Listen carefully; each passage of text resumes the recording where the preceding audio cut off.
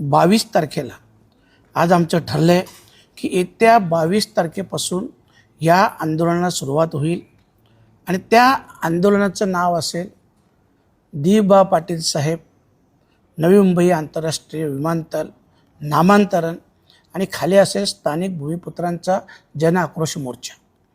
आणि त्या मोर्चाला भिवंडीतून मानकुल नाक्यावरून सुरुवात होईल आणि यावेळेस हा मोर्चा कार किंवा बाईकने न जाता सगळेच समाज बांधव सगळेच भूमिपुत्र इथून चालत निघणार आहोत।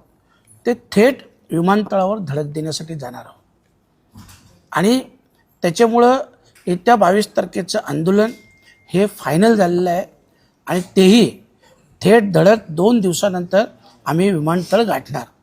25 तारखेच्या आत कुठल्याही परिस्थितीत हे नामांतरण झालं नाही तर जसं आम्ही म्हटलं की आमचा तीव्र विरोध असेल, निषेध असेल आणि या विमानतळावरून कुठलेही विमान उडणार नाही अशा प्रकारची भूमिका ही सगळ्या स्थानिक भूमिपुत्रांची झालेली आहे।